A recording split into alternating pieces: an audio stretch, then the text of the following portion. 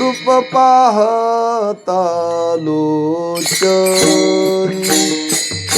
रूप पाहता लोचनी,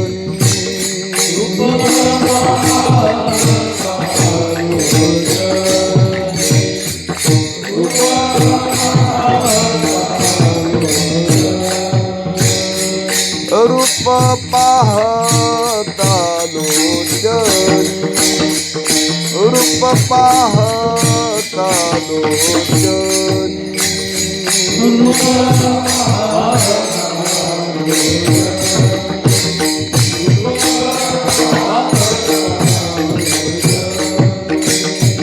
सुख झाले ओ साजनी, तो हा विठ्ठल बरवा, तो हा विठ्ठल बरवा,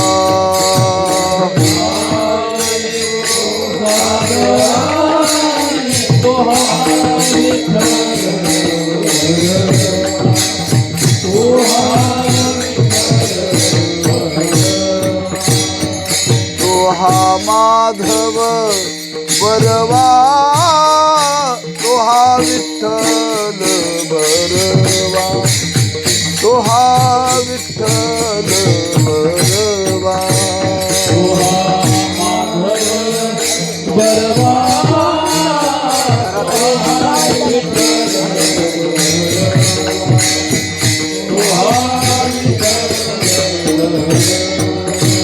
बहुत सुकृताची जोडी, बहुत सुकृताची जोडी,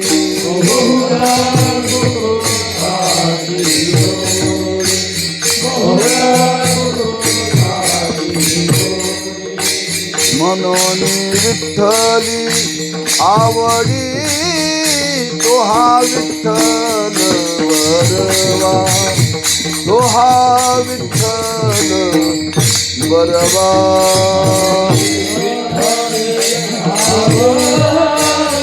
तो हा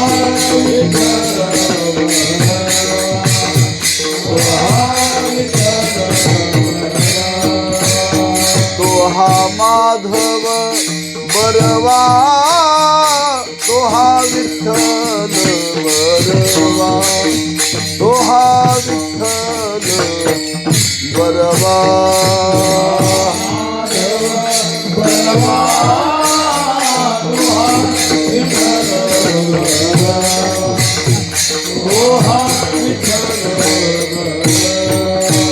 सर्व सुखाचे आगर, सर्व सुखाचे आगर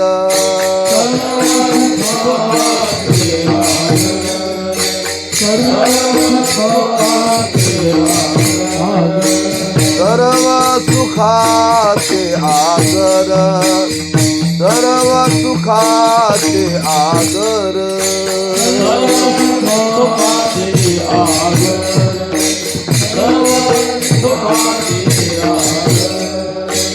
बाप रखुमा देवीवर तो हा विठ्ठल बरवा तो हा विठ्ठल बरवा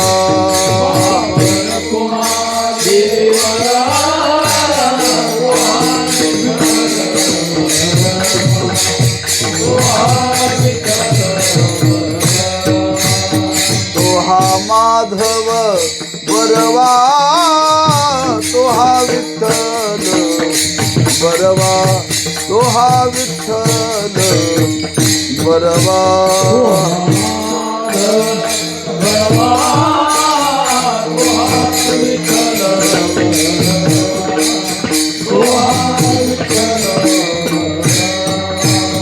जय जय राम कृष्ण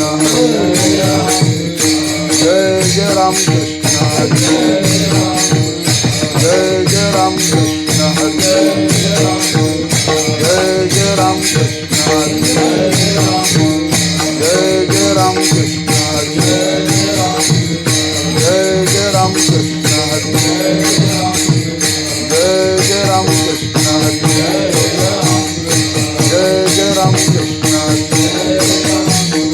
जय जय राम कृष्ण जय जय राम कृष्ण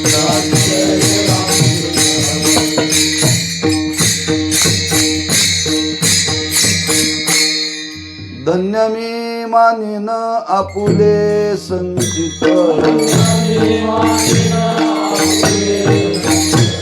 धन्य मी मानिन आपुले संचित राईनिशे प्रीत तुझे नामी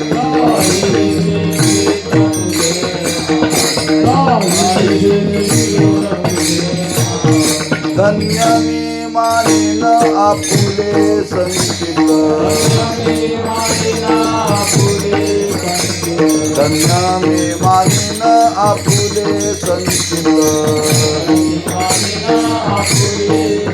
राईनिशे प्रीत तुझे नामी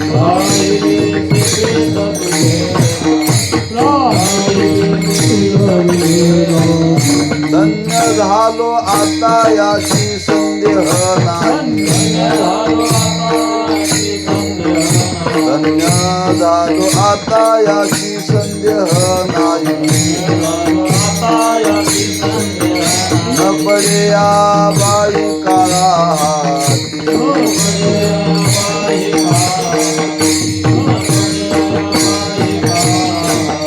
ब्रह्मरस करू भोजन पंगती ब्रह्मरस करू भोजन पंगती संतांचे संगती सर्व काळ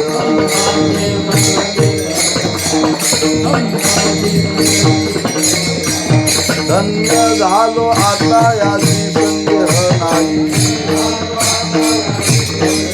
धन्य झालो आता याची संदेह नाही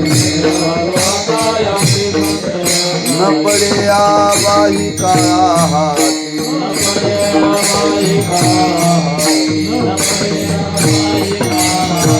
तुका म्हणे पोट झाले की न धाय तुका म्हणे पोट झाले की न धाय आदलेची खाय आवडी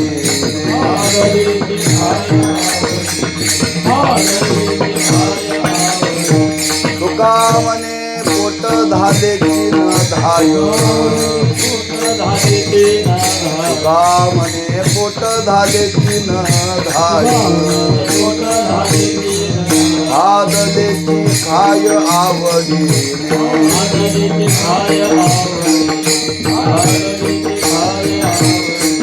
धन्य झालो आता याची संदेह नाही धन्य झालो आता याची संदेह नाही न पडे या बाई काळा हात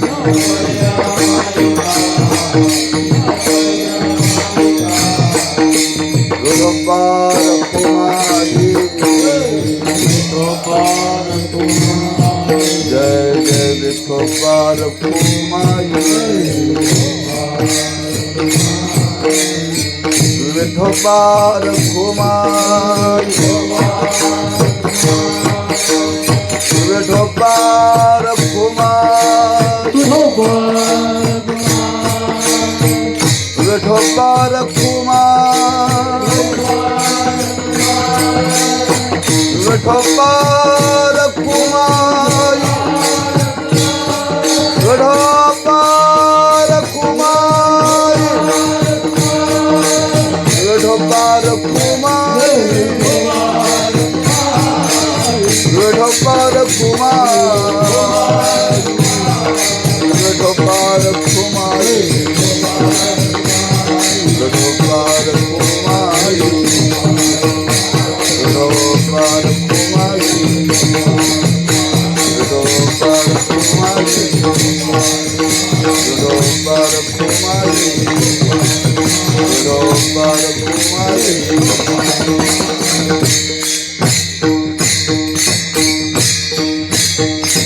पहिलं चरण औषधाडी म्हणा आणि धन्य मे मानेन आपुले संकेत धन्य मे मानेन आपुले संकेत धन्य मे मानेन आपुले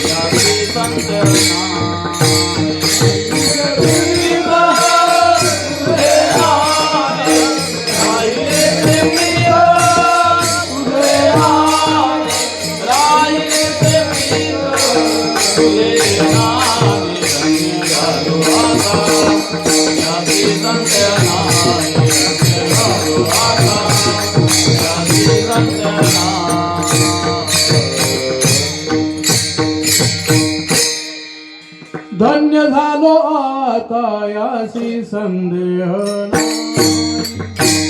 धन्य झालो आता यासी धन्य झालो आता यासी संदेह नाही. धन्य झालो आता यासी संदेह नाही. धन्य झालो आता यासी संदेह नाही. धन्य झालो धन्य झालो आता यासी संदेह नाही.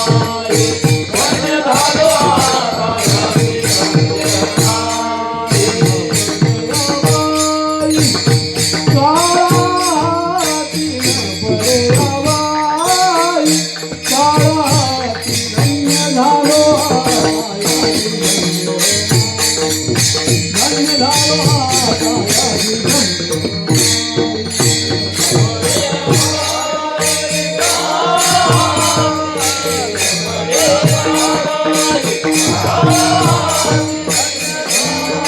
आता यासी संदेह नाही. धन्य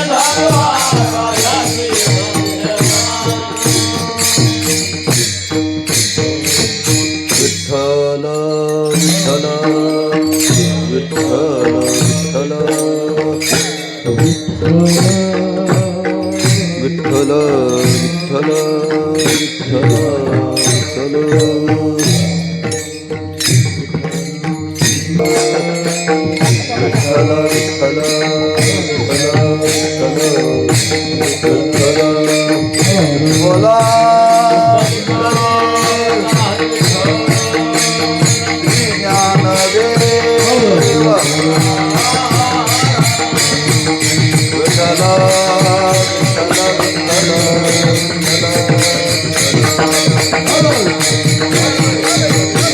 कुंडली पवरदा ज्ञानदेव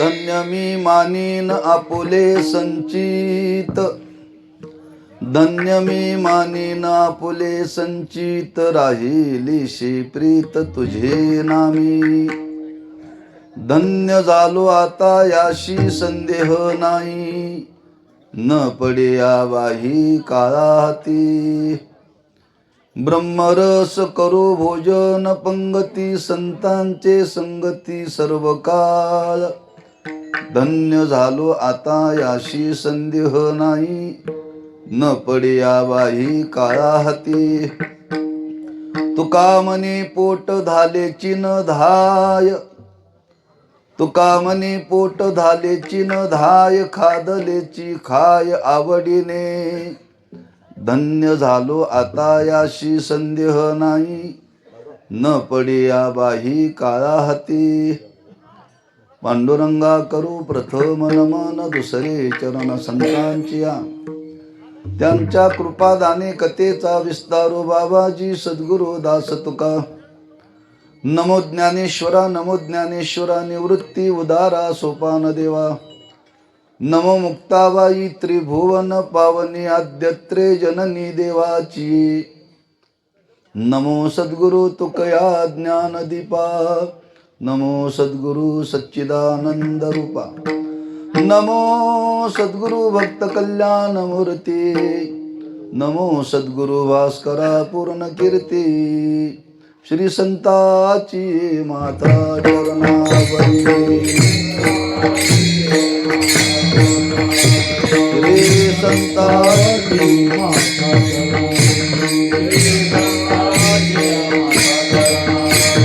चांगले करी दंडवत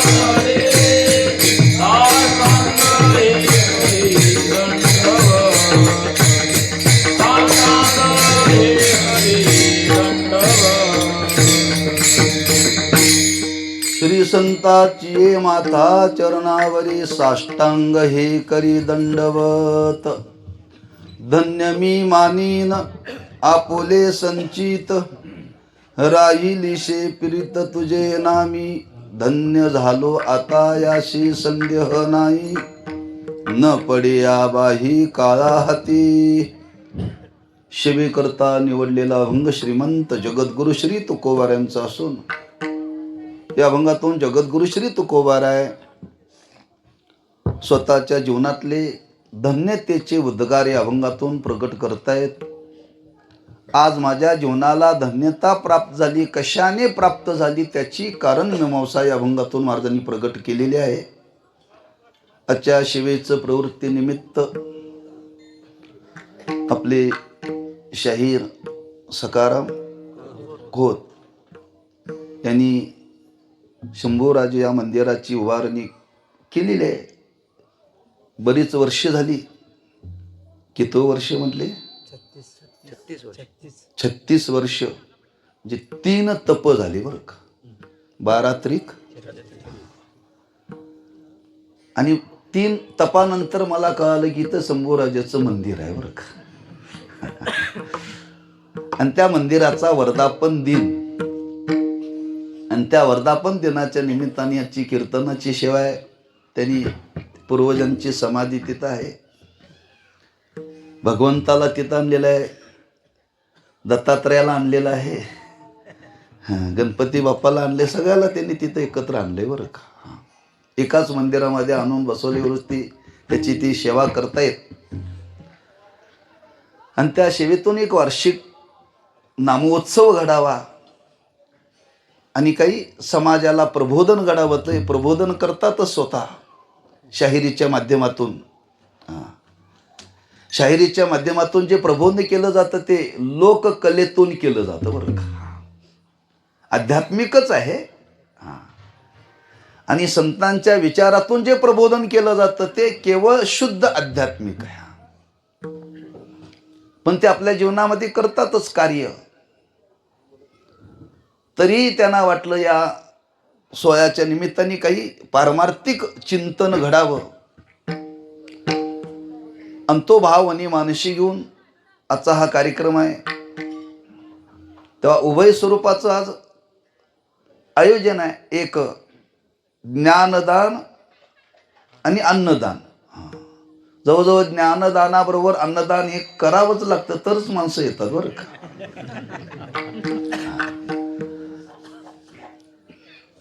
पण अन्नदान करणं सोपं आहे, पण ज्ञानदान करणं कठीण आहे. पण त्या अन्नदानाबरोबर ज्ञानदानाची आज समाजाला गरज आहे. समाजाची परिस्थिती पहा. लोक म्हणतात फार सुधारणा झाली, फार सुधारणा झाली, वरून सुधारणा झालेली आहे, पण आतून मानसिकता बिघडत चाललेली आहे बरं का. दिवसेंदिवस माणसाचं समाधान हरवत चाललेलं आहे. समाधानापासून माणसं दूर चाललेत. नाव समाधान ठेवून सुद्धा समाधान नाही बरं का, लक्षात ठेवा. म्हणून अशा ह्या भौतिक युगामध्ये सुद्धा आज प्रगती किती जरी झाली तरी मानसिक संतुलन राहण्याकरता आज या तत्व विचाराची समाजाला गरज आहे बरं का. गरज आहे, लक्षात ठेवा. डॉक्टर सांगतात आपला फार व्याप वाढला ना, डॉक्टर म्हणतात आता विश्रांती घ्या बरं का. आता विश्रांती घ्या, डोक्यातला व्यापार काढून टाका, उपाधीतून कमी व्हा. का तुमचं या वयाच्या मानाने आता मानसिक संतुलन राहणार नाही, त्याच्याकरता याच्यातून आता बाजूला व्हा. अति व्याप वाढला की डॉक्टर सांगतात, महाराज सांगून माणसं ऐकत नाहीत बरं का. डॉक्टरांनी सांगितल्यानंतर माणसं ऐकतात. सांगण्याचा भाव आहे. आज खरंच आपण जीवन जगत असताना त्या जीवनामध्ये नेमकं काय आपल्या जीवनामध्ये ध्येय गाठायचं आहे, काय जीवनामध्ये आपल्याला नेमकं करायचं आहे, याची माणसाच्या अंतःकरणामध्ये जी विचारातून जाणीव राहायला पाहिजे ती जाणीव राहिलेली नाही. याचाच अर्थ आज विवेकाचा अभाव आहे. विवेकाचा अभाव आहे. आज माणसं सर्व व्यवहार करतात, सर्व काही करतात, पण विवेक राहिलेला नाही माणसाच्या जीवनामध्ये. विवेक जर निर्माण होईल तर पुढची वाटचाल जीवनामध्ये योग्य होईल. म्हणून मानवी जीवन आपल्याला प्राप्त झालेलं आहे. जे मानवी जीवन आपल्याला प्राप्त झालेलं ते कशा करता प्राप्त झाले, काय नेमकं त्याच्यामध्ये जीवनामध्ये काय करायचं आहे. महाराज म्हणतात ते प्राप्त झालेलं जीवन परमार्थाच्या साधनेकरता खर्च करायचं आहे. परमार्थाच्या साधनेकरता खर्च करायचा आहे. केवळ उदरनिर्वाह करता जीवन खर्च करायचं नाही, लक्षात ठेवा. आयुष्याच्या साधने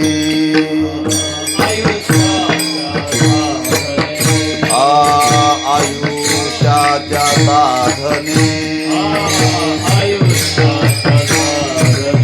सच्चिदानंद पदवी घेणे, सच्चिदानंद पदवी घेणे.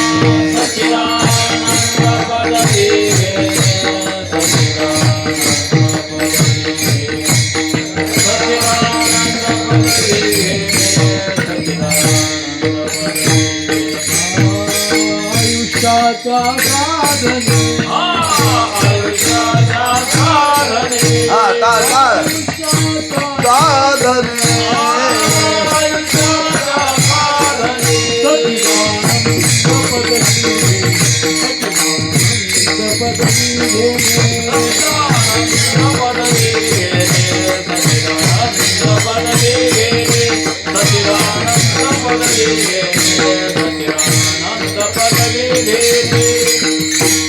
आयुष्याच्या साधने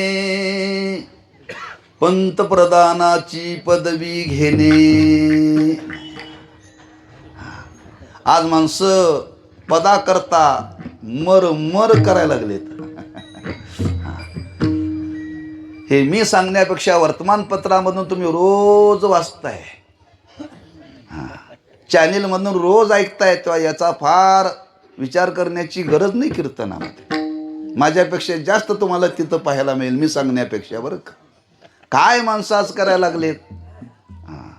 आयुष्य खर्च करायला लागलेत माणसं, पण ज्याच्याकरता आयुष्य खर्च करायला पाहिजे त्याच्याकरता खर्च करायला कोणी नाही. लक्षात ठेवा, किती विपरीतता जीवनामध्ये घडते बघा ना. काल एक चंदगड तालुक्यामध्ये कार्यक्रम झाला, एका मंदिराचा जीर्णोद्धार. 2 कीर्तनं झाली. काल लोकार्पण सोहळा होता. सोपानदेव महाराजांचा समाधी सोहळा होता. काल्याचं कीर्तन होतं. संयोजक आणि ते पुढारी आल्यानंतर काल्याचंही कीर्तन झालं नाही आणि समाधी सोहळ्याचंही कीर्तन झालं नाही. बरं का, काय म्हणावं लोकांना.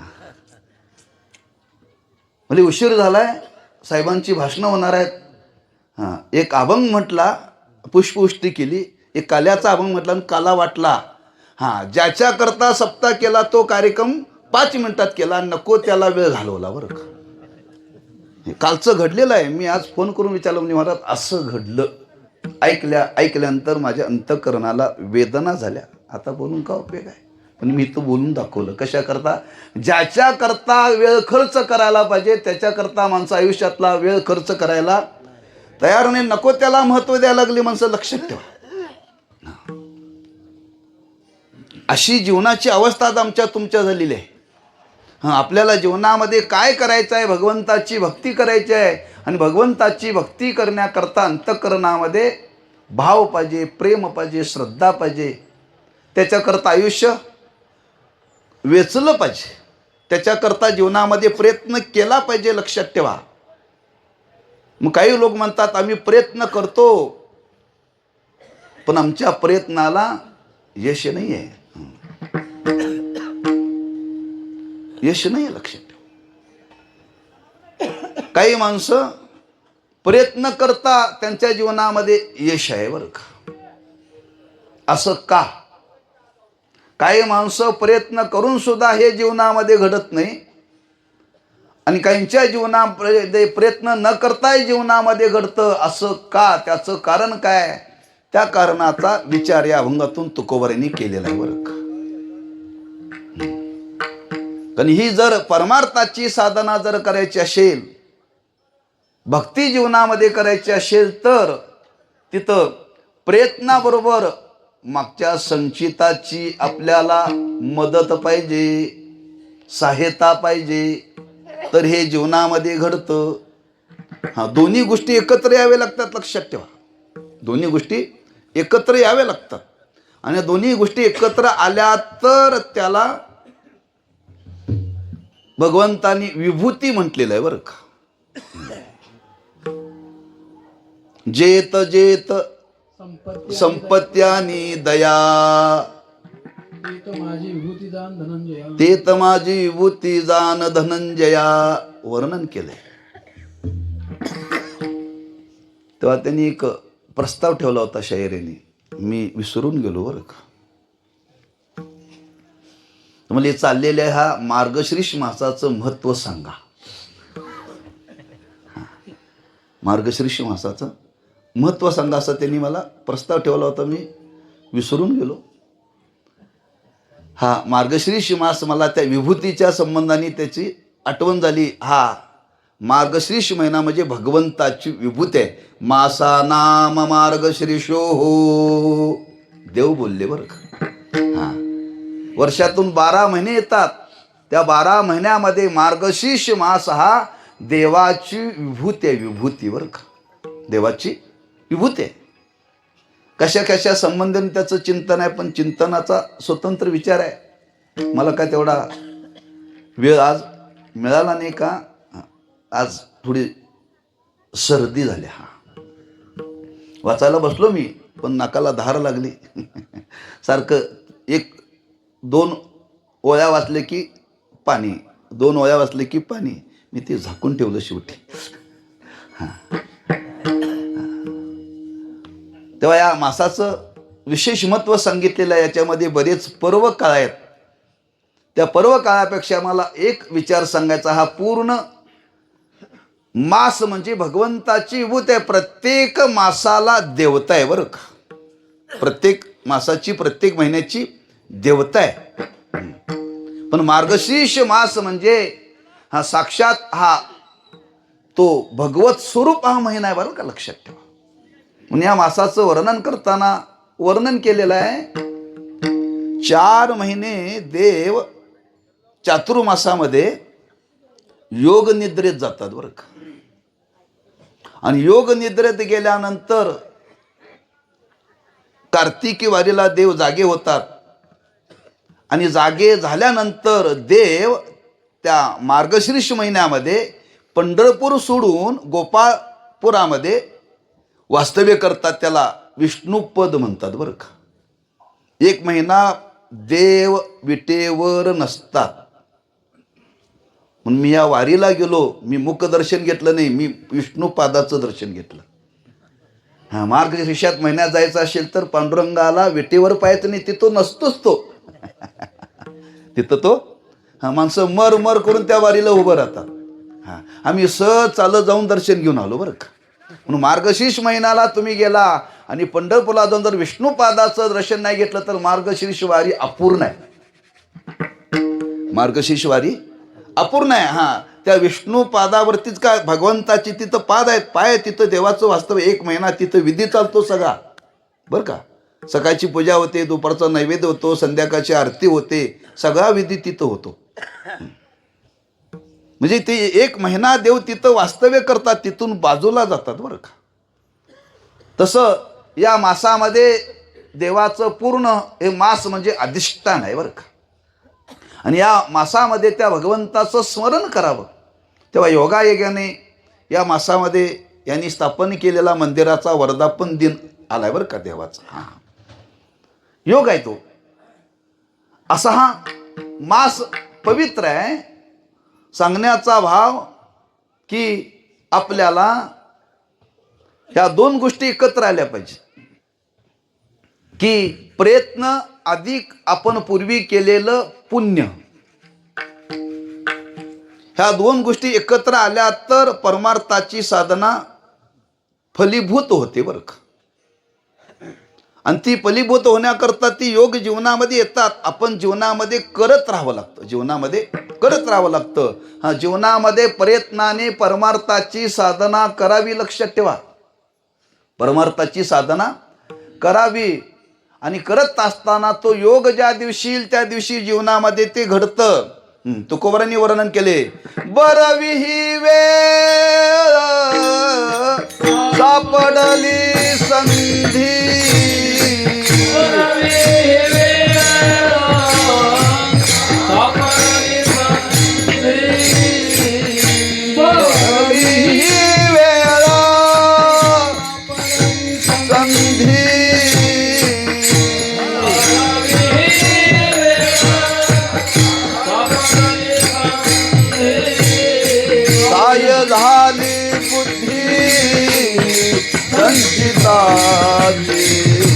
साय झाले बुद्धे संचिताची, साय झाले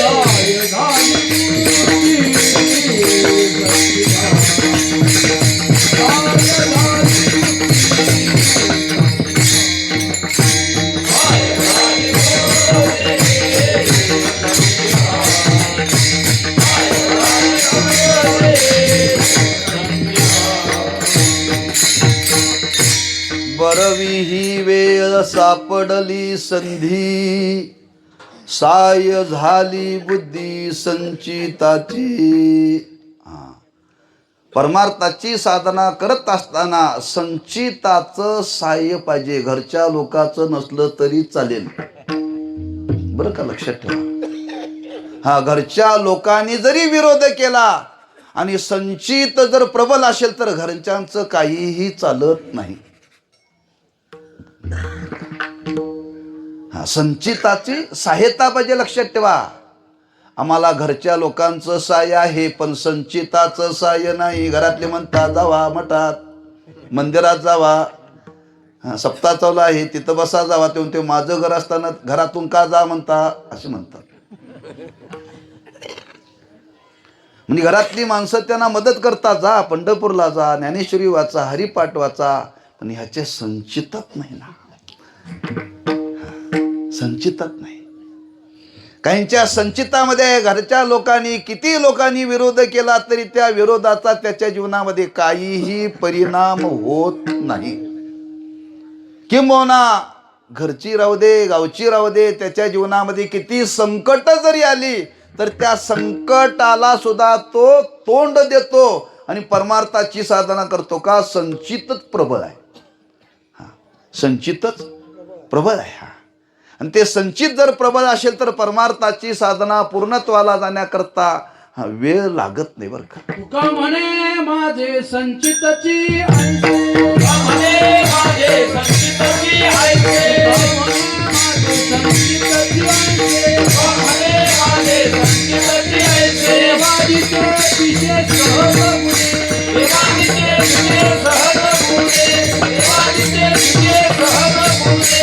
म्हणे माझे संचितची ऐसे, देवादीचे विशेष सहज गुणे, देवादीचे विशेष सहज गुणे.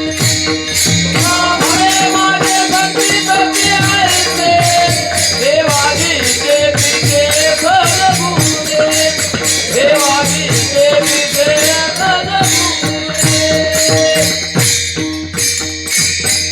तुकोबाराय म्हणतात त्या देवाचं पिस मला लागलं, वेड लागलं. आणि त्या वेड लागण्याला माझ्या जीवनामध्ये सहज लागलं का? त्याला कारण संचित. संचित म्हणजे संचित जर प्रबल असेल तर आपल्याला कोणीही प्रतिबंध करू शकत नाही आणि त्या प्रतिबंधाचा काहीही परिणाम होत नाही, लक्षात ठेवा. मग ते संचित म्हणजे नेमकं काय? संचित म्हणजे पूर्वी केलेलं पुण्याचा साठा, पुण्याचा साठा बरं का. आणि तो आपल्या जीवनामध्ये असावा लागतो. आमच्या जीवनात आहे कसं, एक म्हण आहे व्यवहारामध्ये, विहिरीतच नाही तर पोहऱ्यात कुठून येईल. काय? विहिरीत किंवा आडात नाही तर पोहऱ्यात कुठून येईल. पोहरा म्हणजे पाणी काढायचं साधन. पूर्वी आड होते, आड, आणि त्या आडावरती एक अशी बादली असायची, त्याला दोर बांधलेला असायचा, त्याला पोहरा म्हणायचं बरं का. तो तिथं कायम बांधलेला असायचा बरं का. सगळ्या गावाने ते पाणी ओढून त्या विहिरीतलं काढायचं आणि भरून आणायचं. तो कायम त्याला बांधलेला असायचा. मग त्या विहिरीमध्ये तो पोहरा खाली सोडला जातो. खाली सोडल्यानंतर तो भरून यायला पाहिजे. भरून येण्याकरता खाली पाणी असेल तर वर भरून येईल ना. खाली जर पाणी नसेल तर तो खाली जरी सोडला, जरी आडवा केला, जरी पालथा घातला तर आत नसेल तर येईल वरून कुठं हो. तसं आपल्याजवळ आतापर्यंत आपण काही तसं काही केलंच नाही. केलंच नाही तर ते कसं जमा होईल, आणि जमा झालं तर ते येईल ना. पण तुकोबाराय म्हणतात मी माझ्या जीवनाचा विचार केला आणि माझ्या जीवनाचा विचार केल्यानंतर अंतर्मुख वृत्तीनं तुकोबाराय हा विचार प्रगट करतायत. कारण म्हणतात ज्या अर्थी माझ्या अंतकरणामध्ये भगवंताविषयी ही भक्ती निर्माण झालेली आहे, प्रेम निर्माण झालेलं आहे, एवढीही माझ्या जीवनामध्ये आज प्रतिकूलता निर्माण झाली, एवढी संकट आली, एवढा उपहास समाजामध्ये घडला, तरी माझ्या अंतःकरणामध्ये देवाविषयी प्रीती निर्माण झाली. त्यार्थी तुकोबराय म्हणतात माझं संचित चांगलं आहे. आणि ते चांगलं संचित आहे म्हणून तुकोबरांच्या मुखातून अनावर्तेने शब्द बाहेर पडले. धन्य मी मानीन आपुले संगीत, धन्य मी मानीन आपुले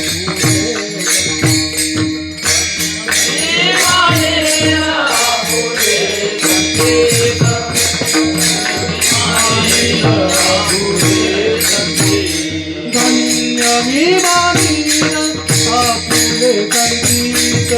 धन्य मी मानीन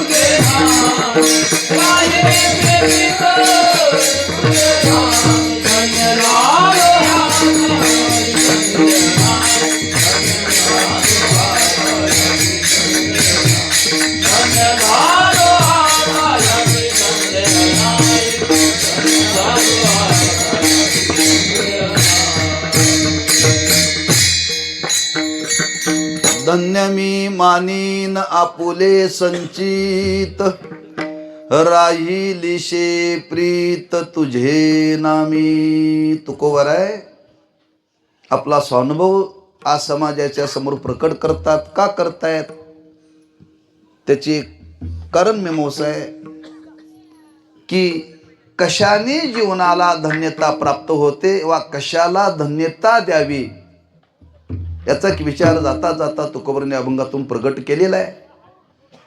भगवंताविषयी प्रीती निर्माण होणं ही जीवनातली धन्यता आहे बरं का.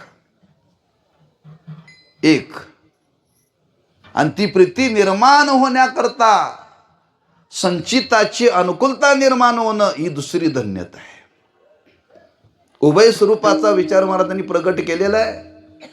आज जीवन जगत असताना आपल्या अंतःकरणामध्ये देवाविषयी प्रीती नाम भक्ती निर्माण व्हावी. मग देवाविषयी प्रीती निर्माण व्हावी, भक्ती निर्माण व्हावी म्हणजे संसाराविषयी काय निर्माण व्हावं? काय तर वैराग्य. हा, इकडं वैराग्य निर्माण झाल्याशिवाय तिकडं प्रेम निर्माण होत नाही आणि तिकडं वैराग्य निर्माण झाल्याशिवाय इकडं प्रेम निर्माण होत नाही. आज आमची संसाराविषयी प्रीती आहे, परमार्थाविषयी प्रीती नाही. ज्यांच्या चित्तात परमार्थाविषयी भगवंताविषयी प्रीती आहे त्यांच्या चित्तात प्रपंचाविषयी प्रीती नाही आहे. दोन टोक आहेत ना. असं घडत नाही. आमच्या चित्तात प्रपंचाविषयी प्रीती आहे आणि परमात्म्याविषयी प्रीती आहे. समजावं लबाड आहे, लबाड. असं होऊ शकत नाही. एक ठिकाणीच प्रेम राहू शकतं, दोन ठिकाणी प्रेम राहू शकत नाही बरं का. दोन ठिकाणी प्रेम राहू शकत नाही. जर प्रपंचाविषयी प्रेम जर आपलं राहत असेल तर समजावं आपलं परमार्थ साधनेविषयी भगवंताविषयी प्रेम नाही. जरी आपण लोकाला सांगत असलो कंबर बांधून तरीही लबाडी सांगायचं माझा. हा, एक ठिकाणीच राहू शकतं, दोन ठिकाणी प्रेम राहू शकत नाही. का राहू शकतं? तुमच्या मोबाईलमध्ये 2 सिम आहेत, बरोबर आहे. एका सिमवरती तुम्हाला फोन आला आणि तुम्ही फोनवरती बोलायला लागला आणि दुसऱ्याने दुसऱ्या सिमवरती फोन केला, ते काय सांगते? व्यस्त आहे. एकाच मोबाईल मध्ये 2 सिम असताना एक चालू असला तर दुसरा लागत नाही, बरोबर आहे. मी मोबाईलचं उदाहरण दिलंय, तसा हा मोबाईल आहे बरं का. हा चालता बोलता मोबाईल आहे. हा ज्याच्या चित्तात देवाविषयी प्रेम आहे त्याच्या चित्तामध्ये प्रपंचाविषयी कवरे क्षेत्राच्या बाहेर आहे. आणि ज्याच्या चित्तात भगवंताविषयी प्रेम आहे समजावं प्रपंचाविषयी कौरक्षेत्राच्या बाहेर आहे. बरोबर आहे ना साहेब? हा एकावेळी एक ठिकाणीच प्रेम राहू शकतं, दोन ठिकाणी प्रेम राहू शकत नाही. मग प्रपंचाविषयी प्रेम राहण्यामध्ये पुरुषार्थ नाहीये. भगवंताविषयी प्रमार्थ संपादिना दोन्ही, प्रपंचप्रमार्थ संपादिना दोन्ही, संपादिना दोन्ही, प्रपंचप्रमार्थ संपादिना दोन्ही, काही ठिकाणी न घडे त्या, न घडे त्या, न घडे त्या. पंचपरमार्थ संपादिना दोन्ही, प्रपंचप्रमार्थ संपादिना दोन्ही, पंचपरमार्थ संपादिना दोन्ही, प्रपंचपरमार्थ संपादिना दोन्ही. एकही ठिकाणी न घडे त्या. एकही निदानी न घडे दया, एकही निदानी न घडे दया. महाराजांनी त्याची दुरोन्वयाने संगती सांगितलेली आहे. प्रपंच परमार्थ संवाती न दोन्ही एकही निदानी न घडे. हा दोन्हीही करेन म्हटले तर शक्य नाही, दोन्हीपैकी एकच बरं का. पण दोन्हीकडे लक्षात ठेवा, हा प्रपंच करण्याकरतो सुद्धा संचिताची सहाय्यता लागते आणि परमार्थ करण्याकरता सुद्धा संचिताची सहाय्यता लागते बरं का. दोन्हीकडे सुद्धा सहाय्यता लागते. हा तुकोबाराने हा विचार मांडलाय. तुकोबारांच्या धर्मपत्नीने तुकोबारांच्याकडे विनवणी केली, म्हणजे महाराज तुम्ही व्यापार करताय, बऱ्याच वेळा तुमच्या व्यापार करून तुम्हाला यश आलं नाहीये, तेव्हा माझं म्हणणं ऐका म्हटले. आता एकदा माझ्या नावाने व्यापार करा, एकदा माझ्या नावाने व्यापार करा. म्हणून काही काही माणसं कधी कधी आपल्या जीवनाला यश येत नसेल तर बायकोच्या नावाने काही व्यवहार करतात बरं का. कोणी म्हणे तुकोबारीने केला म्हणून असं संगती लावू नका.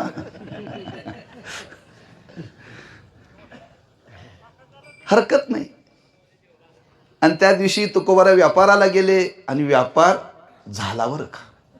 व्यापार झाला, महाराज घरी आले. कथा आहे विस्ताराने, फक्त त्यातला मुद्दा आपल्यासमोर प्रकट करतो. आणि घरी आल्यानंतर तुकोबारांची धर्मपत्नी म्हटली, बघा महाराज माझ्या नावाला यश आहे बरं का. तुकोबार म्हणले, हे बघ अवली तुला खरं सांगू, व्यवसाय निमित्त फळ देत शे संचित, फळ देत शे संचित, फळ देत शे संचित.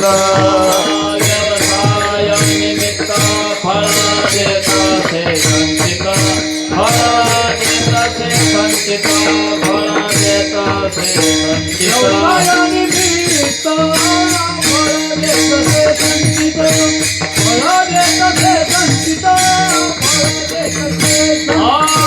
व्यवसाय निमित्त फळ देत से संचित, फळ देत से संचित, फळ देत से संचित.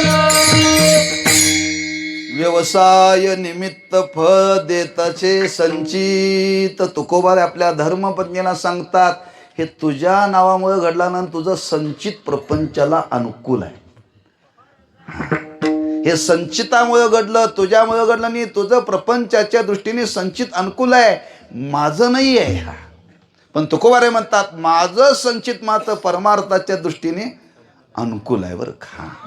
म्हणून प्रपंचाला संचित अनुकूल असावं का परमार्थाला असावं? दोन्हीकडे असावं सर.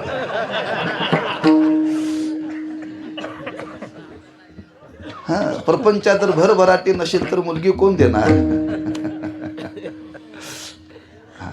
आणि त्यात दोन्हीकडे असावं, पण त्यात विशेषत्व महत्व द्यावं परमार्थाच्या दृष्टीने बरं का. त्याच्यामध्ये विशेष महत्व द्यावं. हा, एखाद्यावेळी प्रपंचामध्ये संचिताची अनुकूलता नसली तरी चालेल, पण परमार्थाच्या दृष्टीने मात्र संचिताची अनुकूलता असावी. हा, प्रपंचामध्ये संचिताची अनुकूलता नसेल तर काय प्रपंच काय फारसं काय बिघडणार नाही, फक्त माणसं जवळ येणार नाहीत. माणसं कधी जवळ येतात? असतील शीत तर जमतील, जोवरी चरण गा तोवरी म्हणती माझा, मानितीला न थोर देह सुखाची या काजा. वर्णन केले. हा, अशी किती तो आमच्या वडिलांचं उदाहरण आहे. आमच्या वडिलांच्या जो नातेवाईक कोणीही येत नाही आणि आला नाही आतापर्यंत.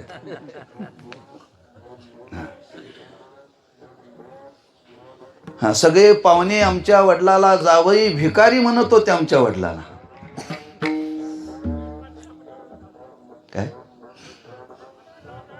पण कधी त्यांनी विचार जीवनामध्ये केला नाही.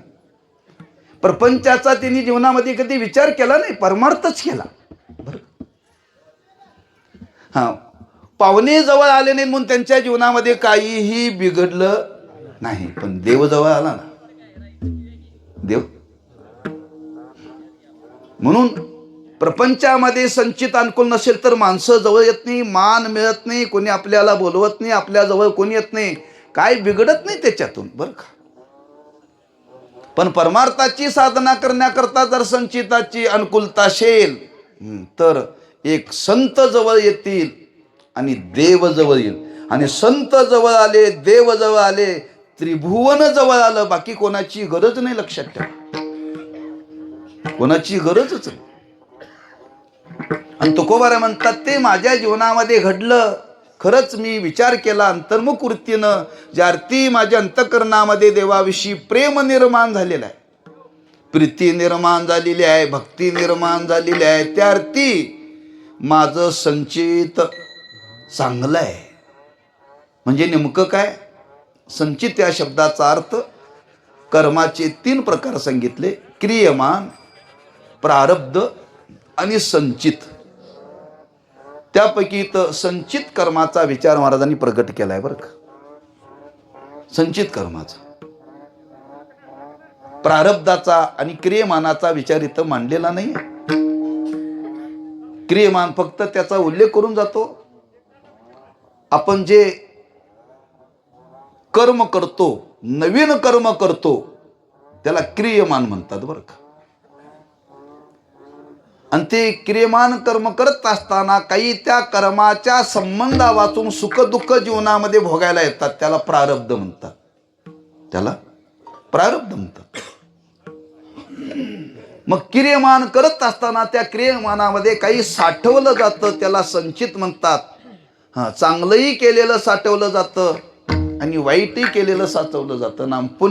पुण्याचाही संचय होतो आणि पापाचाही संचय होतो, आणि त्या संचितातून ते भोगायला येतं, त्याला प्रारब्ध म्हटलेलं आहे. असं 3 कर्माचा विचार मांडलेला आहे.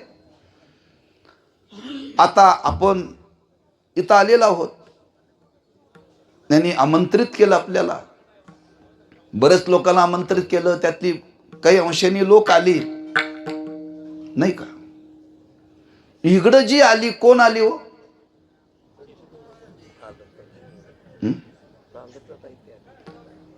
हा, ज्यांचं संचित चांगलं आहे तीच इकडं आली.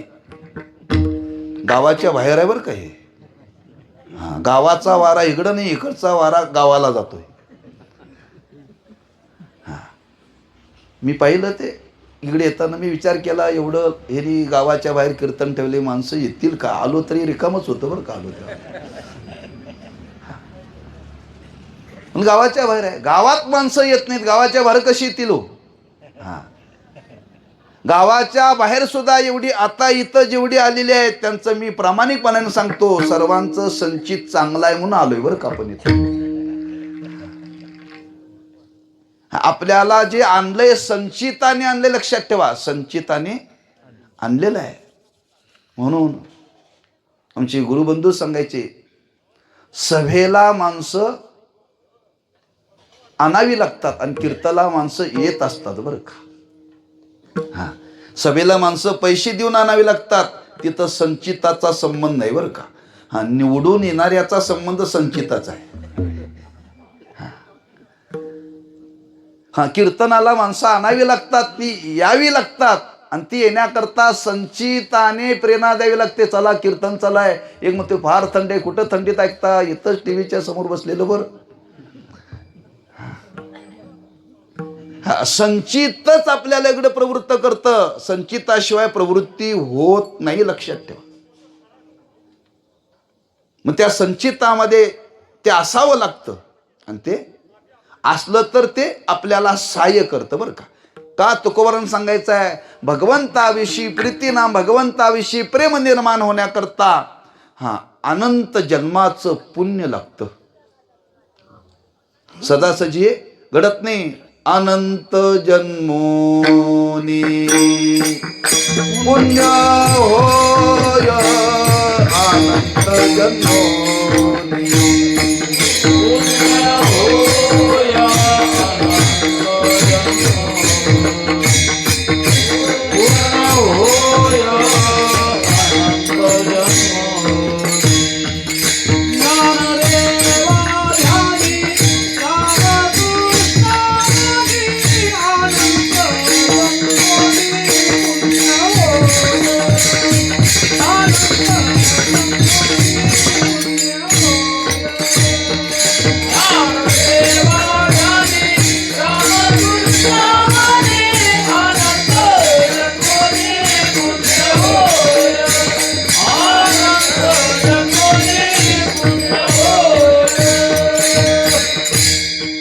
ज्ञानदेवाध्यानी रामकृष्ण मनी अनंत जन्मोनी पुण्य होय.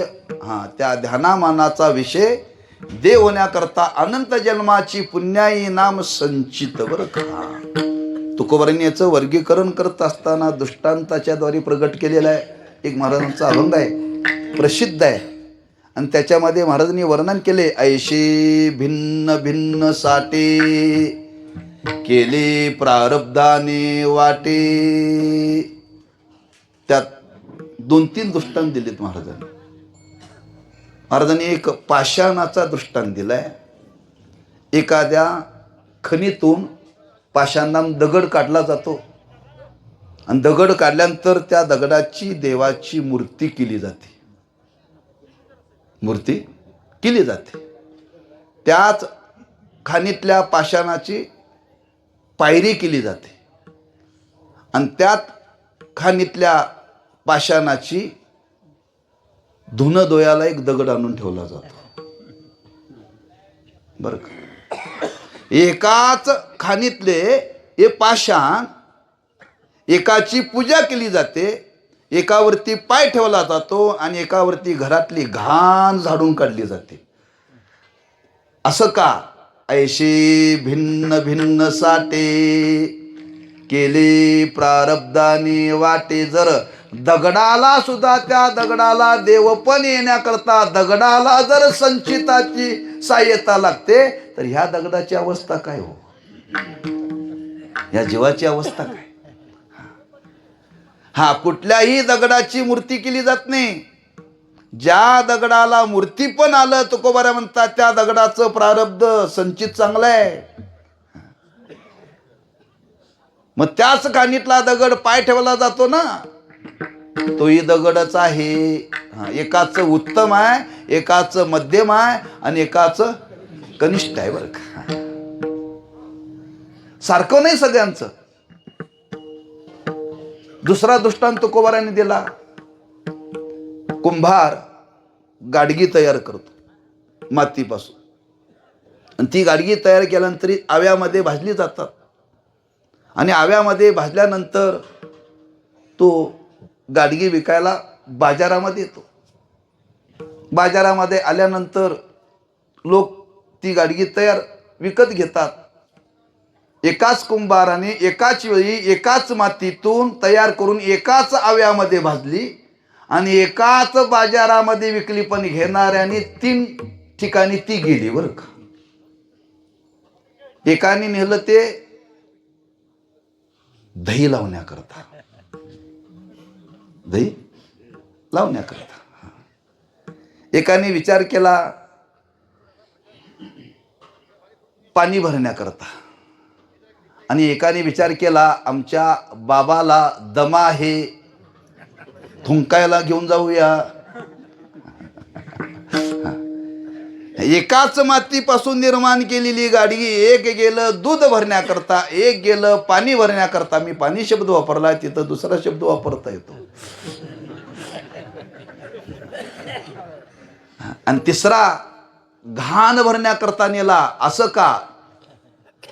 ती दुधाकरता वापरलं, त्या गाडग्याचं प्रारब्ध उत्तम आहे. आणि जे पाणी भरलं त्याचं मध्यम आहे, जे घाणी करता नेलं त्याचं कनिष्ठ आहे. तसं तुकोबाराय म्हणतात, आपण हे ज्यावेळी जीवनामध्ये करण्याकरता प्रवृत्त होतो त्यावेळी आपल्याला कळतं आपलं प्रारब्ध संचित कसं आहे. भोगे करो येती मागील ते जन्म,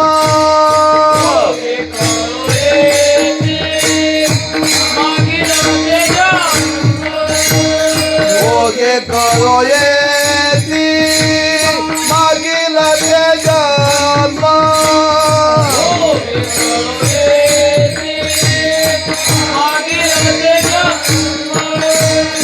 उत्तम मध्यम कनिष्ठ ते, उत्तम मध्यम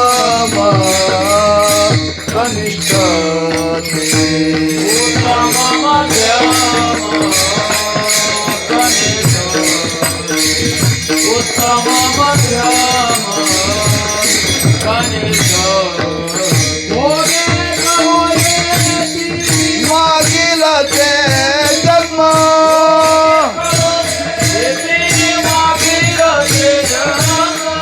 भोगे करो येती मागील ते जन्म,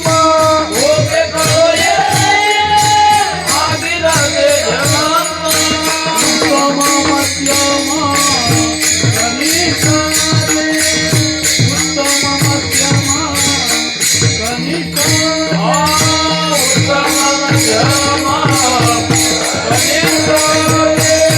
उत्तम मध्यम कनिष्ठ, भोगे करो येती मागील ते जन्म, उत्तम मध्यम कनिष्ठ ते. तुकोबाराय म्हणतात, माझ्या जीवनामध्ये मला हा अनुभव आला, ज्यार्थी माझ्या वाट्याला माझ्या अंतकरणामध्ये देवाविषयी प्रीती निर्माण झाली, भोगावरून संगती लावली, धन्य मी मानीन आपुले संचित. ज्यार्थी भगवंताविषयी प्रीती निर्माण झालेली आहे, आपल्या वाट्याला आलेले भोग, या भोगावरून हे कळतं बरं का. जडाची संगती लावली आणि या जीवाची संगती लावलेली आहे.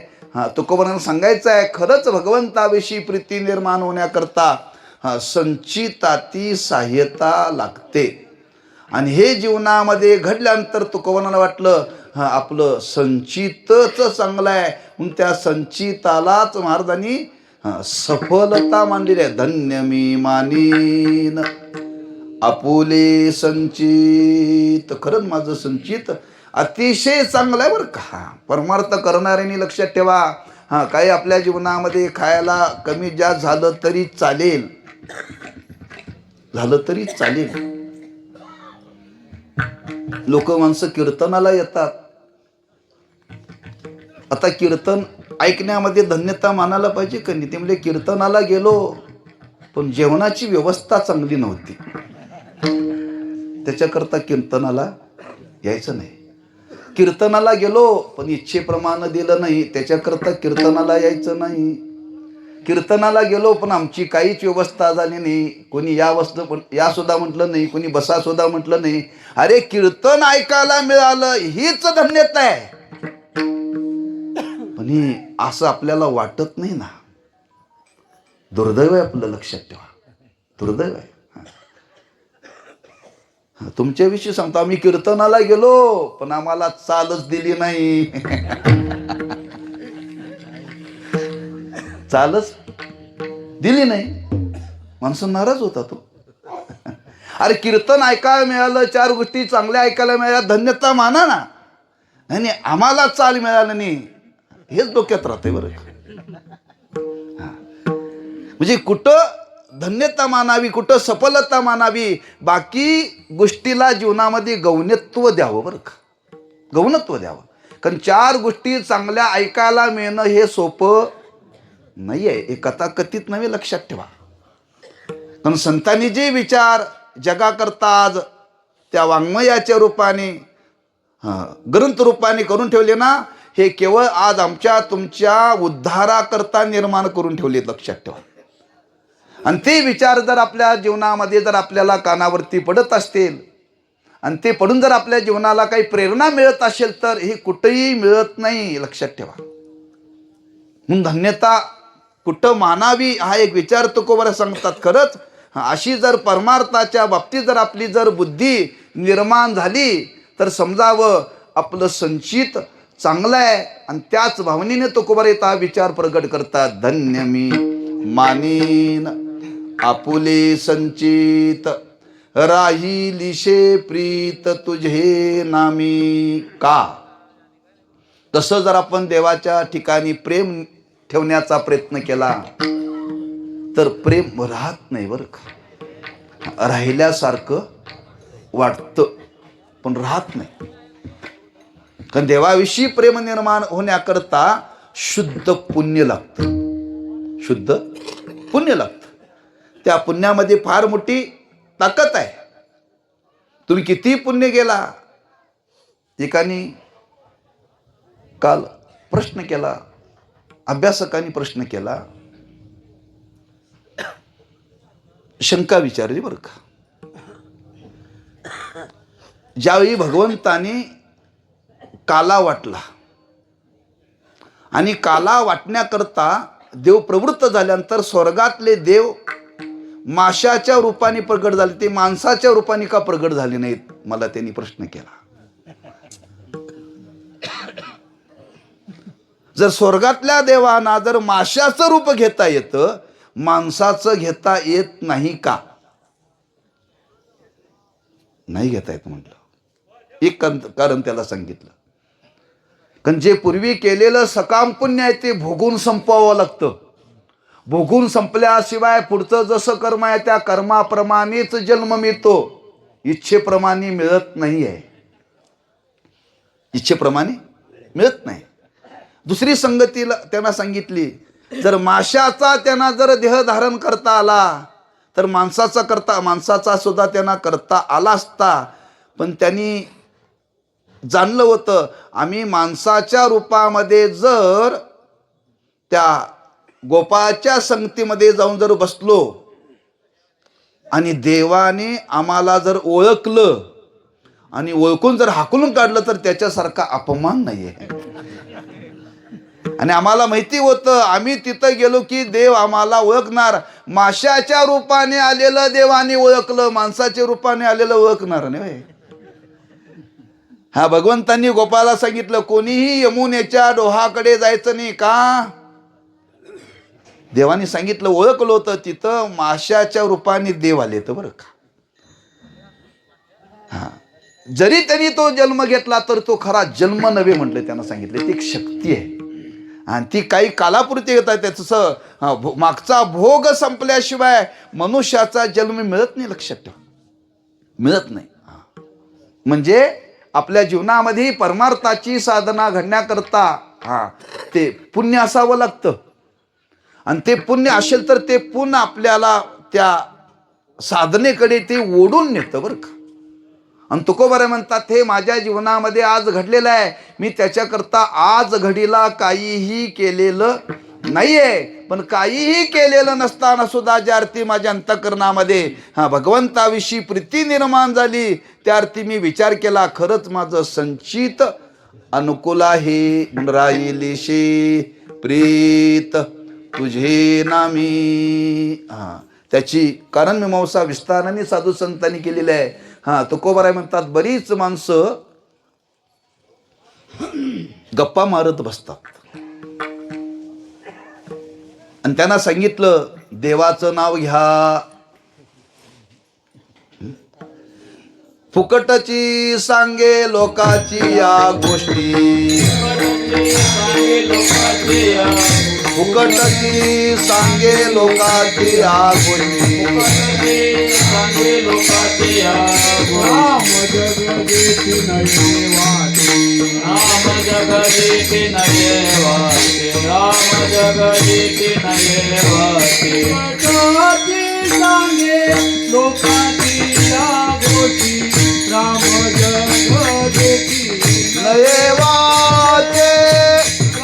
जगदेती नये वाचे राम जगजेती, नये वाचे राम जगजेती, नये वाचे.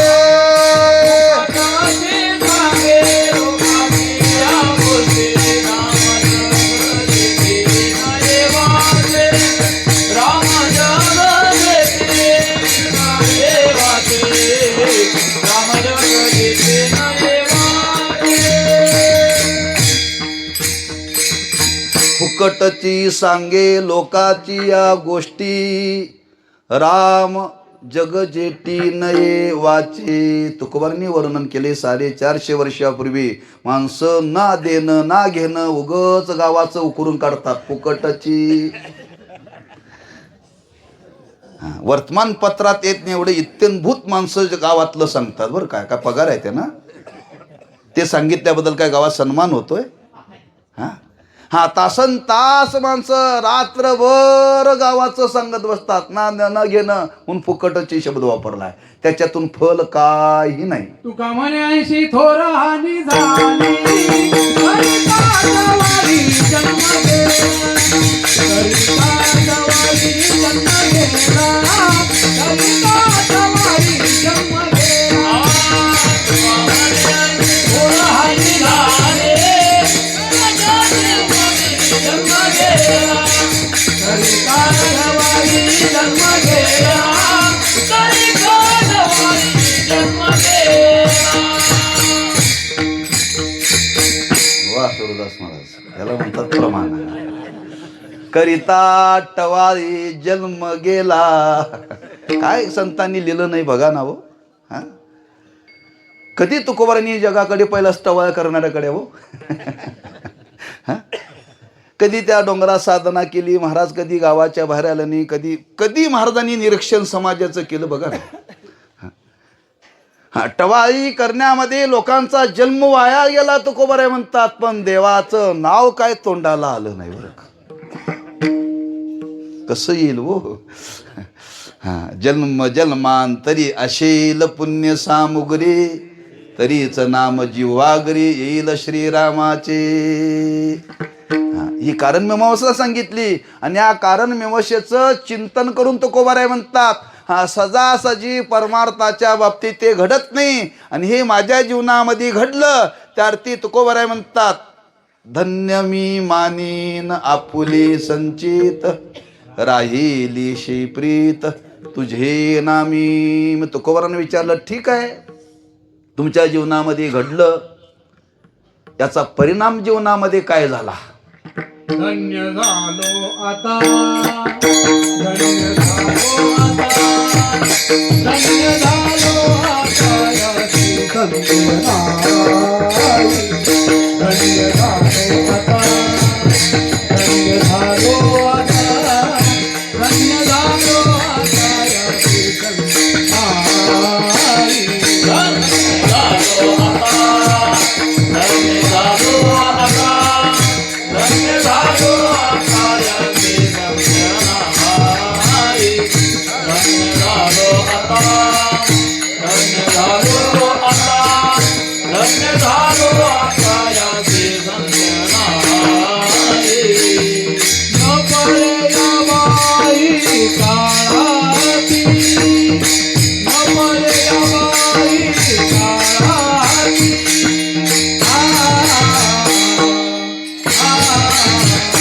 धन्य झालो आता, धन्य झालो आता, धन्य झालो आता, याची धन्य नाई.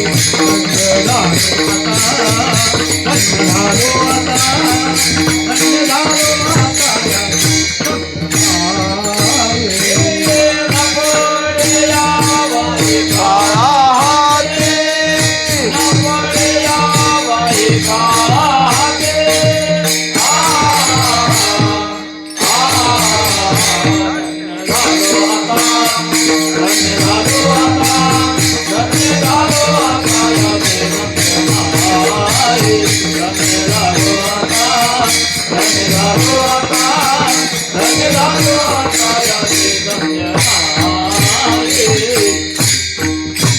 विठोबा रखुमाई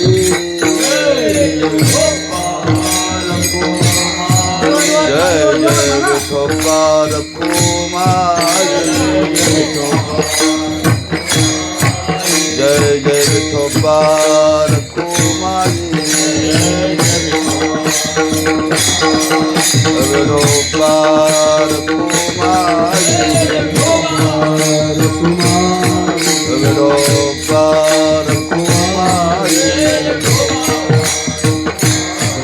कुंडली गौरदारी विठ्ठल श्री ज्ञानदेव तुकाराम विठोबा रखुमाई विठोबा रखुमाई विठोबा रखुमाई कुंडली गौरदा श्री ज्ञानदेव विठोबा रखुमाई विठोबा रखुमाई विठोबा रखुमाई विठोबा रखुमाई विठोबा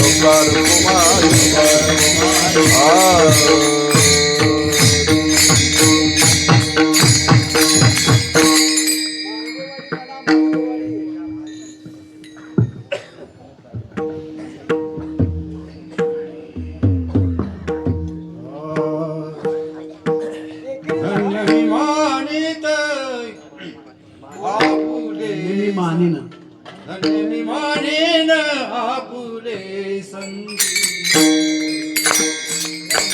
मानेन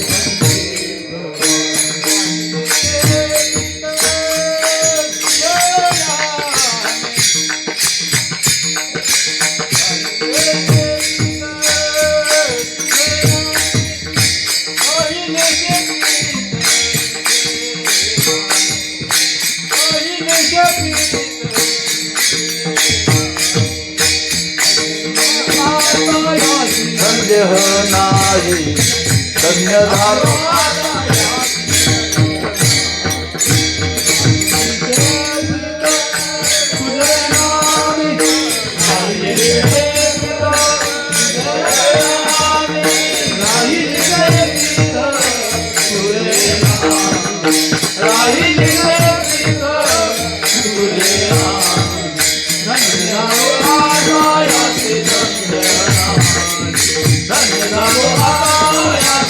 धन्य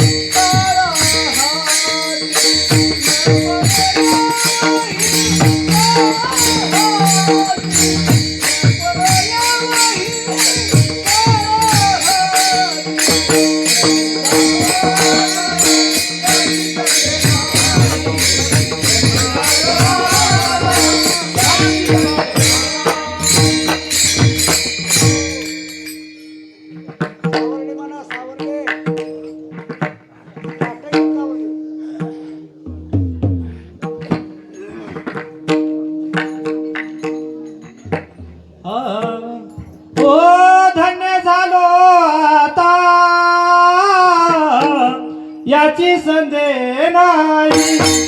हो धन्य झालो आता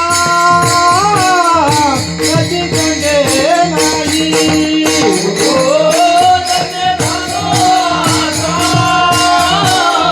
याची संधी नाही. हो धन्य झालो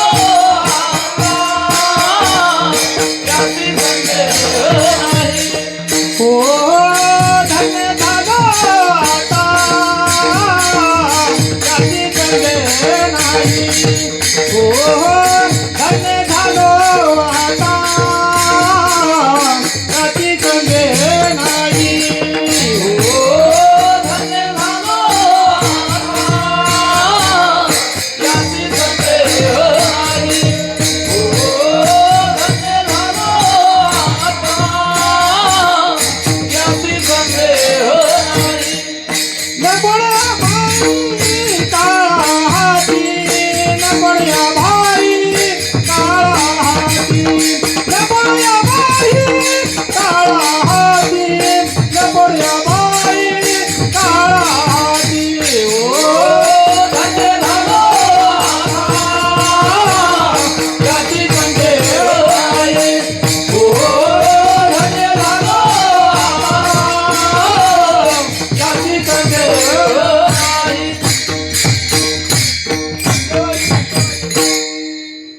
पंढरवाडी झाल्या सोळंबी, सोळंबी झाल्या पाटणकर कासरवाडा.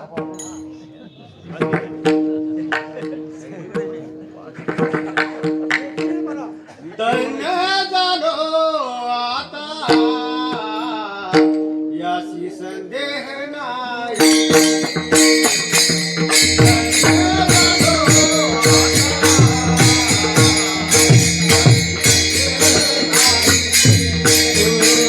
धन्य झालो आता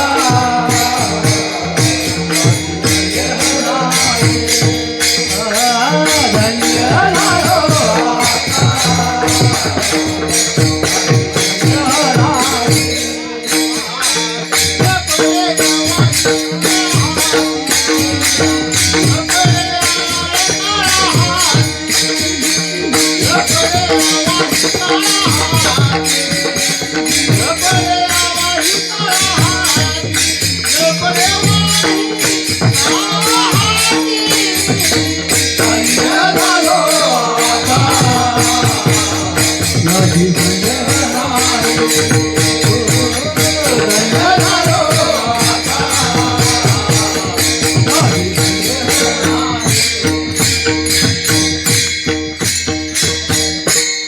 सोळंबी बोला सोळंबी. धन्य झालो आता याशिवाय नाही. धन्य झालो आता याची संधी नाही. धन्य झालो आता याची संधी नाही.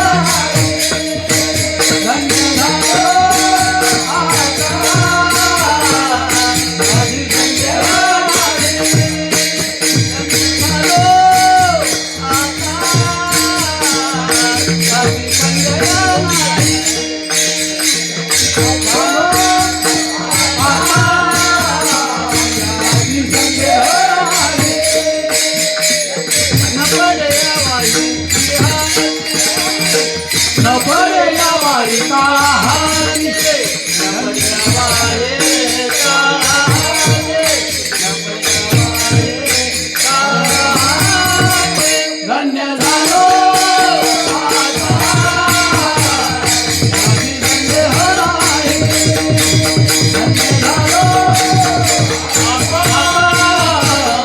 याची संधी नाही.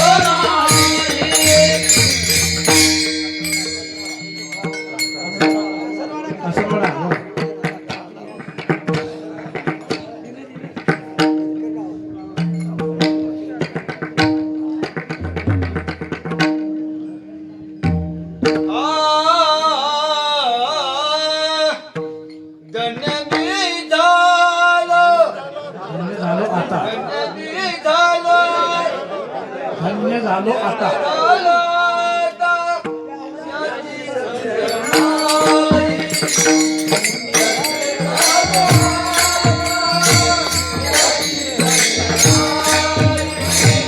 धन्य झालो याची संधी आहे. धन्य झालो याची संधी आहे.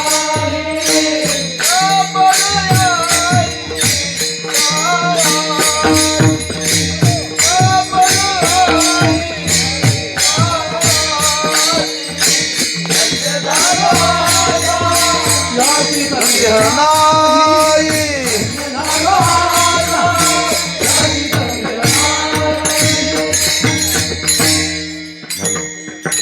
विठ्ठल विठ्ठल विठ्ठल विठ्ठल विठ्ठल विठ्ठल विठ्ठल विठ्ठल विठ्ठल कुंडलिक वरदा श्री ज्ञानदेव विठ्ठल विठ्ठल विठ्ठल विठ्ठल विठ्ठल विठ्ठल विठ्ठल.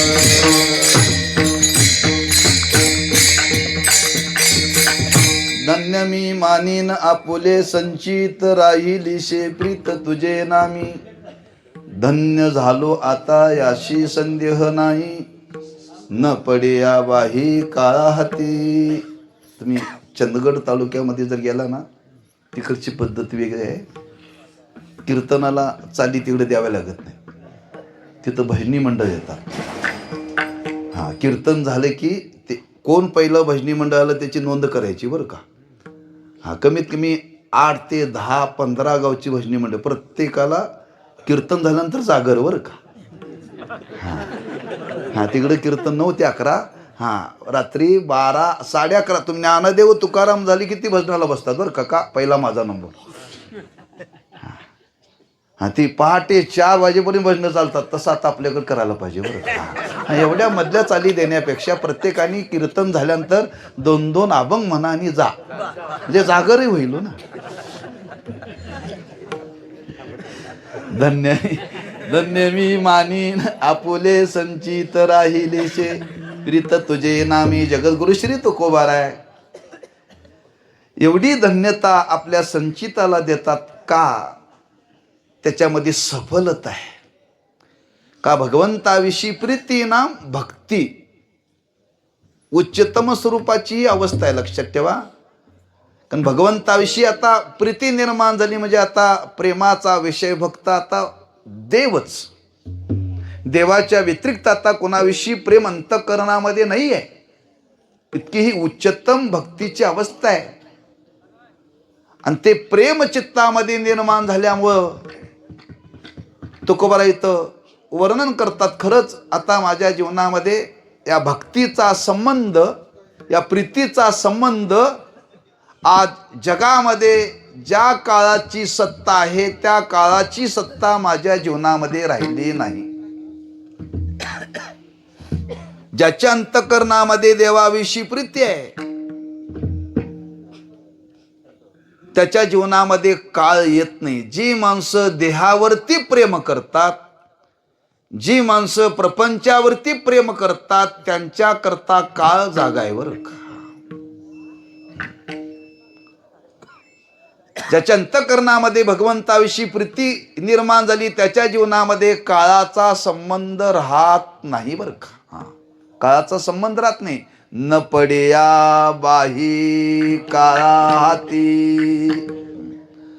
तुकोबाराय म्हणतात काळाचा संबंध माझ्या जीवनामध्ये आता राहिला नाहीये. राहिला नाहीये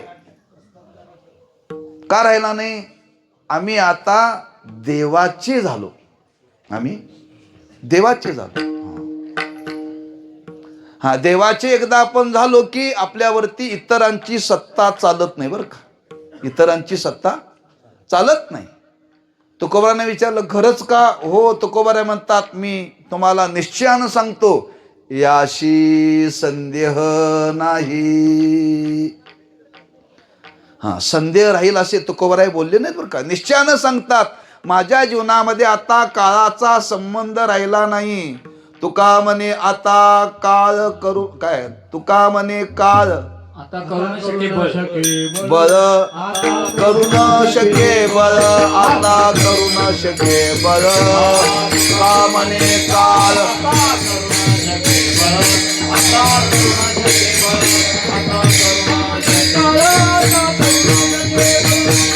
करू शके बळ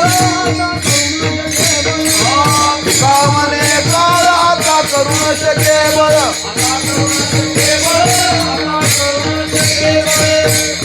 तुका म्हणे काळ आता करू न शके बळ धन्य झालो आता याशी संदेह नाही. हा निश्चयाने सांगतात की खरंच माझ्या जीवनामध्ये काळाचा संबंध राहिला नाही. करी लोक म्हणतात हे आम्हाला मान्य नाही. शेवटी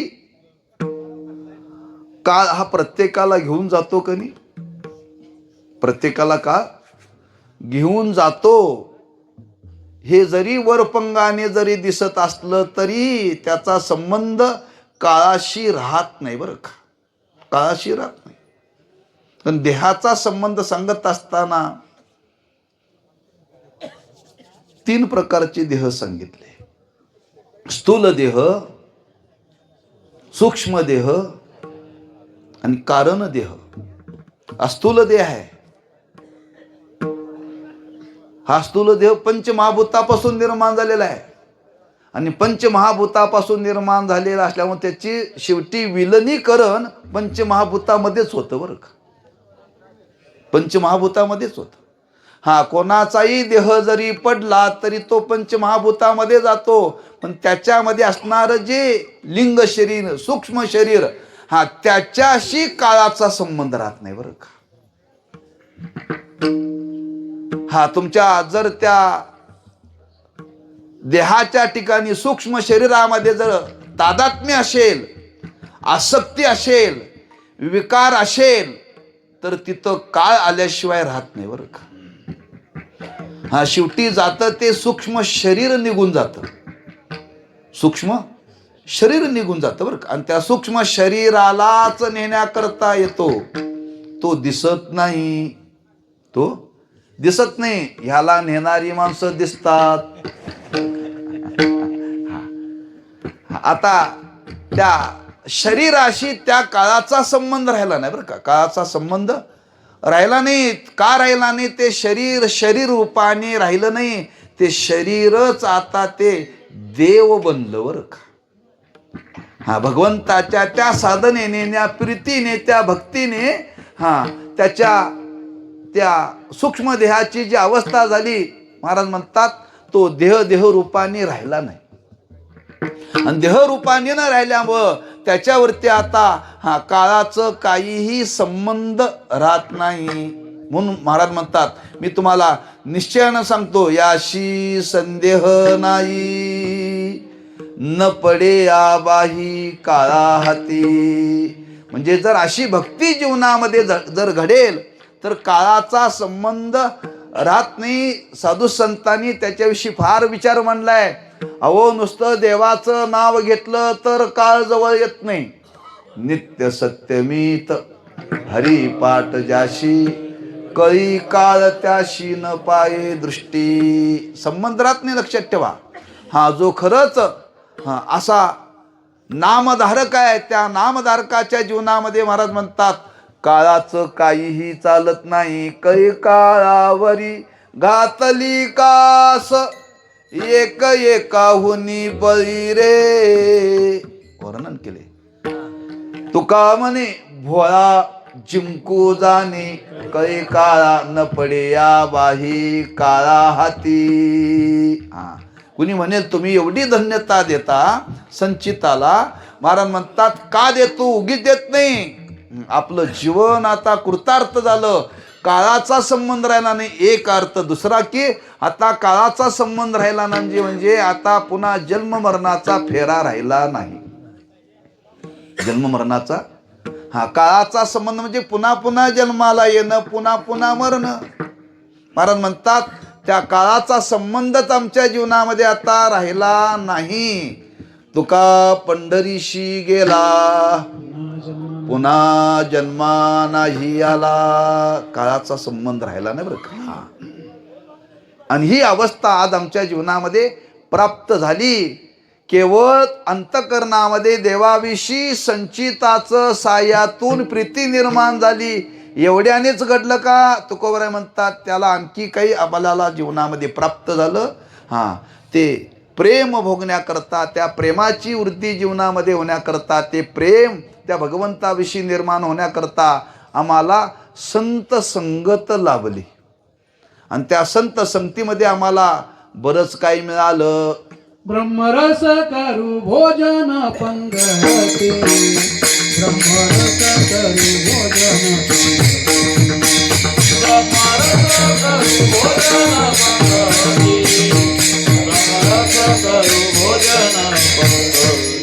संताचे संगती सर्व संताचे संगती सर्व काळ धन्य झालो आता याची गंगेना, धन्य झालो आता याची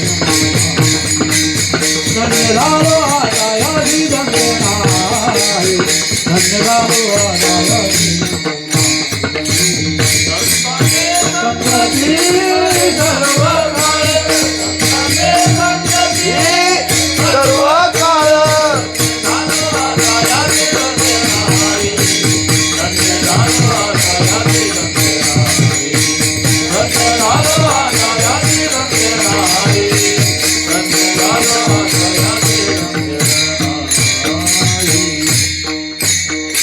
ब्रह्मरस करू भोजन पंगती, संताचे संगती सर्व काळ धन्य झालो आता. आम्हाला संतांची संगत लाभली आणि त्या संतांच्या संगतीमध्ये आम्हाला जे भोजन मिळालं ते ब्रह्मरसाचं, आंबरसाचं नव्हे. ब्रह्मरसाचं भोजन मिळालं म्हणजे काळाचा संबंध राहिला नाही. ज्याच्या जीवनामध्ये काळाचा संबंध आहे त्याला रोज आंबरसाचं जेवण मिळतं. आणि ज्या दिवशी काळाचा संबंध नाहीसा होईल त्या दिवशी रोज त्याच्या वाट्याला ब्रह्मरसच. तुका म्हणे आम्हा एकांताचा वास, ब्रह्मी ब्रह्मरस शेवू सदा. कामनी ब्रह्मरसे होय सरसे भोजन, होय सरसे ब्रह्मरसे भोजन,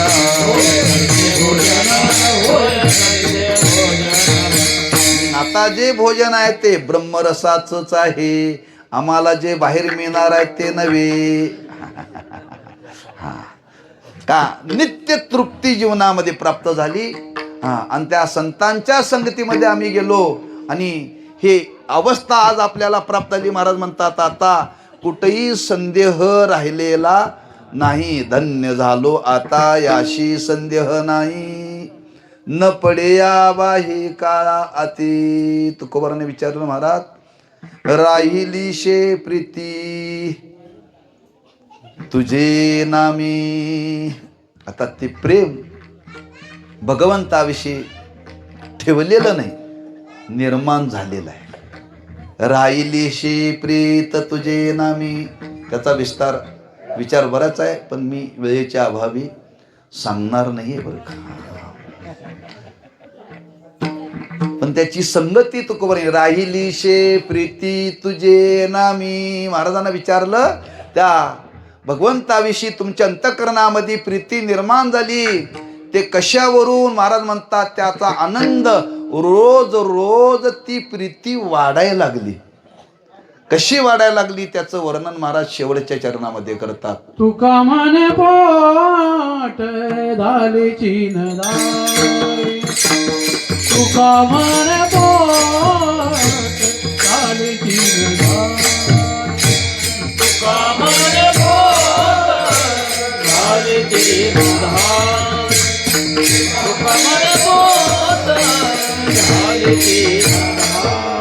खाजले ते खाय आवडीने, खाजले ते खाय आवडीने,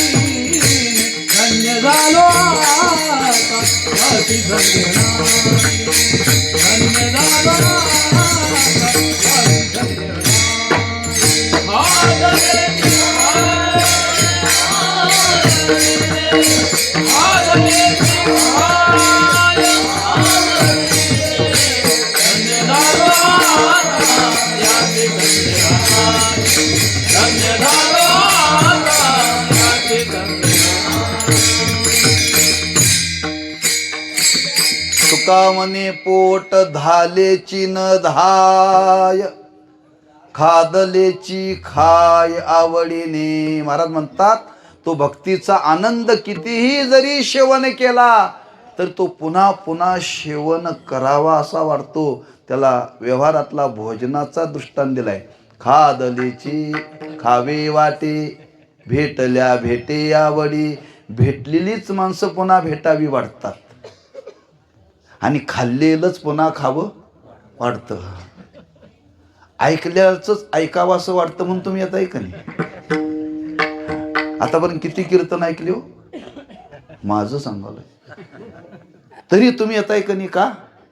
ऐकलेलंच पुन्हा ऐकावं वाटतं, हां खाल्लेलंच पुन्हा खावं वाटतं. तसं महाराज म्हणतात की कधी त्याचा वीट येत नाही बरं का. हां कथा कथात कीर्तनकारांचं वेगळं, पण जे खरंच शुद्ध आचार शुद्ध विचार ज्यांच्या जीवनामध्ये काय साधन आहे त्यांचं ऐकत राहावं असं वाटतं बरं का. मग असा भक्तीचा अनुभव ज्याच्या जीवनामध्ये आला त्याला हाच आनंद पुन्हा पुन्हा घ्यावा वाटतो. महाराज म्हणतात खादलेची तुका म्हणे पोट धालेची न धाय, खादलेची खाय आवडीने. पुन्हा पुन्हा हेच, पुन्हा पुन्हा हाच आनंद घ्यावा म्हणून तुकोबरांची उद्गार आहेत. हे खाल्लेलंच खावं. नाम ज्या भक्तीचा अनुभव घेतला तो भक्तीचा अनुभव घेण्याकरता पुन्हा घेईन मी जन्म, याजसाठी देवा तुझी सुखे घालावे आम्हाशी, सुखे घालावे आम्हाशी.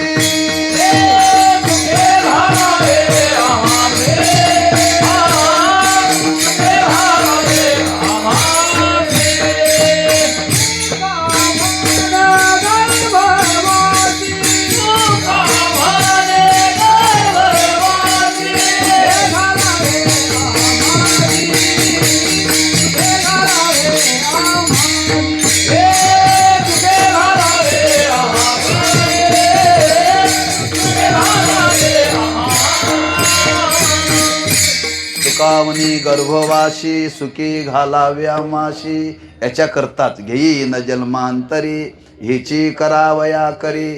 तुकामनी पोट धालेची न धाय. खाल्ल्यानंतर पोट भरल्यासारखं वाटतं पण पुन्हा वेळ गेला की पोट भरलं नाही असं वाटतं बरं का. ही परमार्थाची अवस्था आज आमच्या जीवनामध्ये प्राप्त झाली. ही अवस्था ज्या अर्थी प्राप्त झाली तुकोबरा म्हणतात त्या अर्थी माझं संचित फार चांगलं आहे. धन्य मी मानीन आपुले संचित राहिलीशे, प्रीत तुझे नामी ज्ञानेश्वर माऊली, ज्ञानराज माऊली तुकारा.